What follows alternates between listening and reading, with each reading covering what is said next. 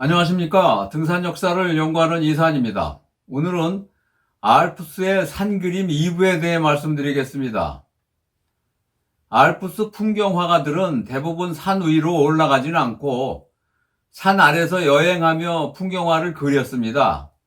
하지만 화가 중에는 산이 좋아 등산도 하면서 풍경화를 그린 화가도 있었습니다. 런던 출신이지만은 독일로 건너가 알프스를 등산하며 풍경화를 그린 에드워드 컴프턴을 소개하겠습니다. 그는 사파가이자 풍경화가이고 산악인이었습니다. 1861년부터 미술을 시작하면서 독학으로 공부를 했습니다.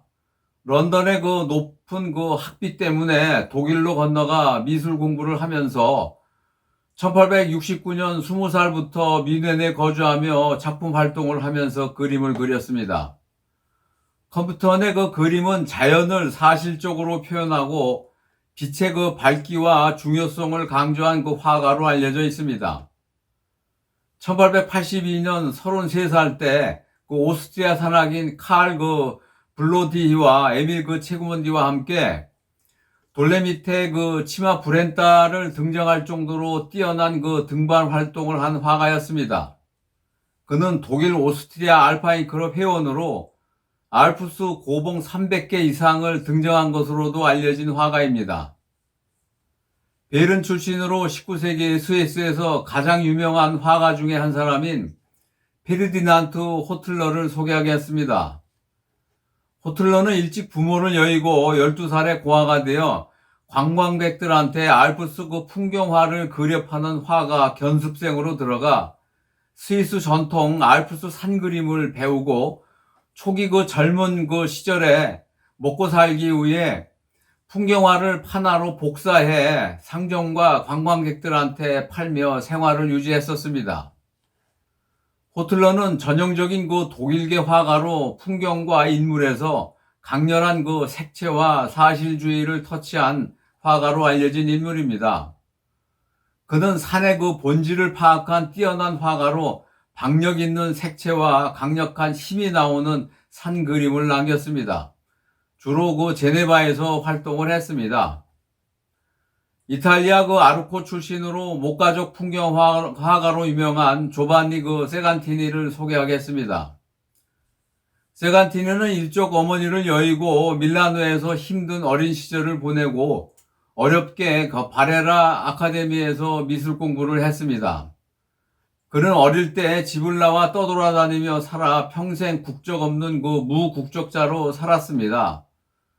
세간티니의 그림의 핵심 주제는 사람과 자연이 연결되어 있다고 생각한 화가로 자연은 예술가에게 영원히 말을 한다라는 유명한 말도 남겼습니다.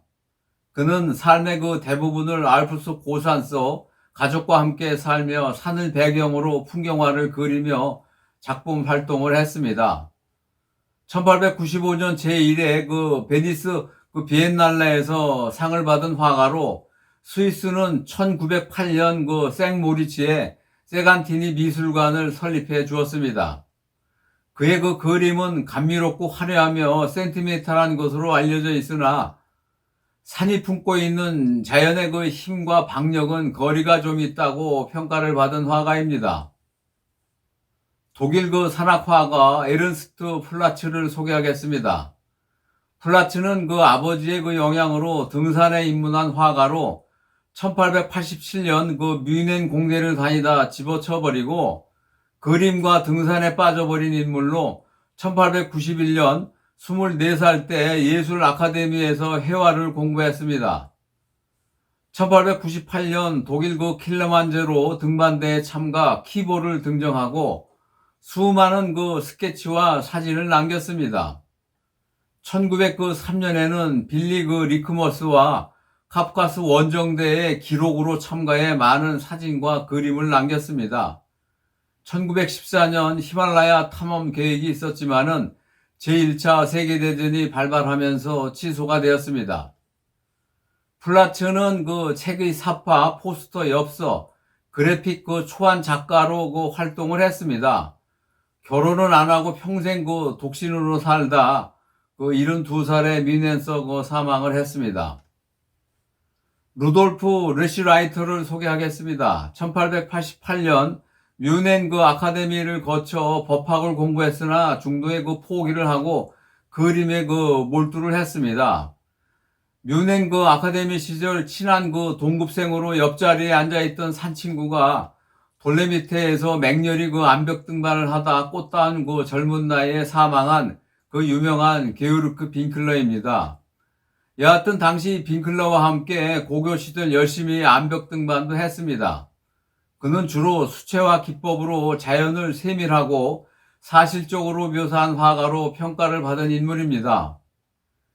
르시라이터는 산악인 루트비 푸어첼러와 함께 킬리만자로로 산악 여행도 참가하고 1903년 지리학자 한스 마이어와 함께 남미 에콰도르로 건너가 침보라소와 코토박시도 등정을 하고 침보라소 산 그림을 남겼습니다. 오스트리아 비엔나 출신 산악인이며 그래픽 아티스트이고 알프스 고산 풍경화가인 오토 바르트를 소개하겠습니다. 바르트는 1896년 20살 때 비엔나 미술 아카데미를 졸업했습니다. 그는 어릴 때 몸이 허약해 체력 보강을 위해 등산을 시작했다고 알려져 있습니다.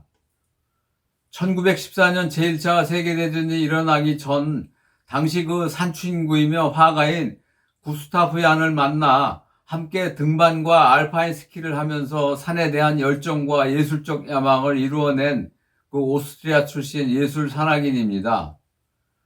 바르트는 잡지 사파와 엽서, 포스터를 디자인하고 수많은 컬러 판화도 제작을 하고 예술가로서 자신의 이미지를 구축해 나간 인물이었습니다.